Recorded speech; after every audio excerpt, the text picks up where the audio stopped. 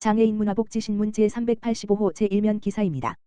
경기도 고령장애인 쉼터 연내 20개소 설치 장애인 고령화 문제 적극 대처. 경기도가 고령장애인을 위해 문화활동과 건강관리 프로그램 등을 제공하는 고령장애인 쉼터 20개소를 연내 설치 운영한다. 경기도는 지난해 12월 보건복지부의 고령장애인 쉼터에 대한 사회보장제도 신설 협의를 요청한 결과 지난 5월 22일 협의 완료를 통보받았다고 밝혔다.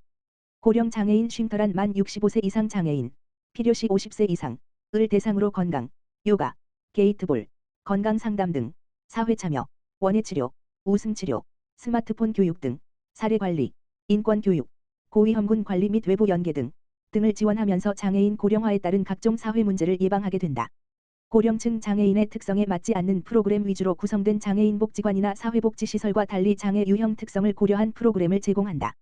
도내에는 2019년부터 용인, 부천, 남양주, 평택, 하남, 오산, 안성, 의왕 등 8곳에서 고령장애인 쉼터를 운영했지만 도 사회복지기금을 활용한 민간단체 지원 방식이었다.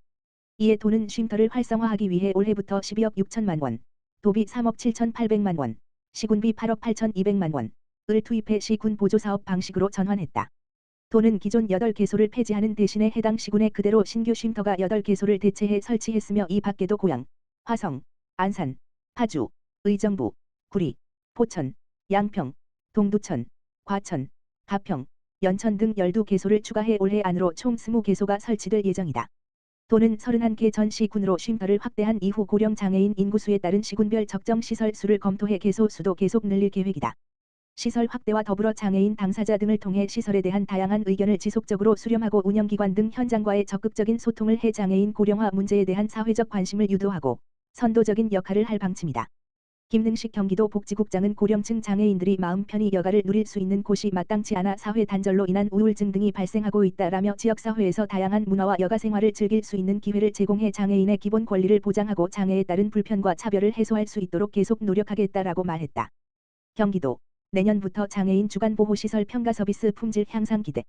경기도와 경기복지재단이 내년부터 도내 장애인 주간보호시설 운영 실태, 인력관리 등을 평가해 시설들의 서비스 품질 향상을 유도한다. 장애인의 사회참여와 지역사회 재활 촉진을 위한 장애인 주간보호시설은 사회복지법상 사회복지시설 평가 대상이지만 표준화된 평기 기준과 지표가 없어 그간 평가가 이루어지지 않았다.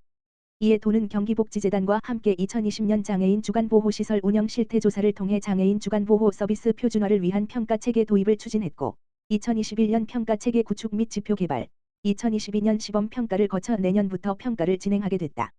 평가 내용은 시설 및 운영관리 인적자원 관리 재정 프로그램 및 서비스 이용자 관리 지역자원 연계 등이다. 내년 평가 대상은 도내 장애인 주간보호시설 150개소 중 설치된 지 3년 이상인 140개소다.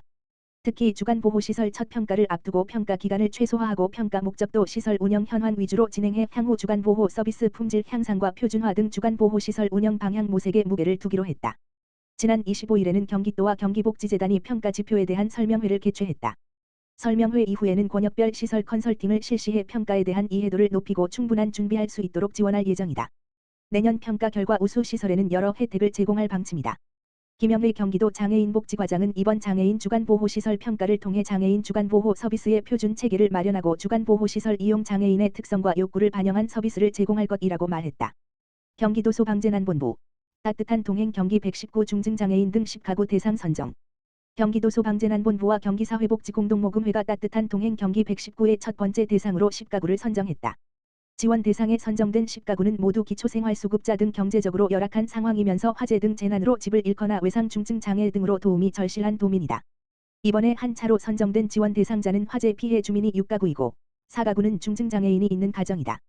특히 이 중 2가구는 몽골과 태국 국적의 다문화 가정으로 이들에게 300만 원씩 총 3천만 원을 지원한다.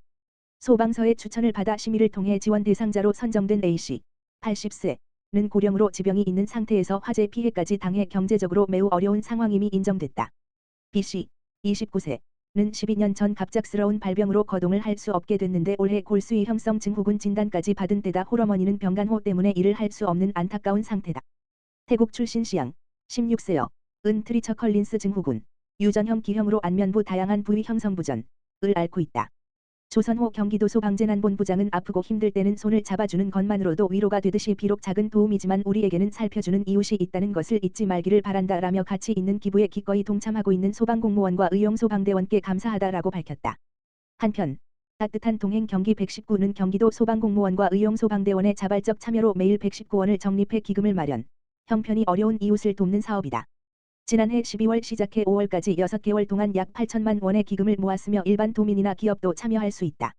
7월에는 2차 지원 대상자를 선정할 예정이며 앞으로 기금 적립 규모에 따라 지원 대상자를 확대해 나갈 계획이다.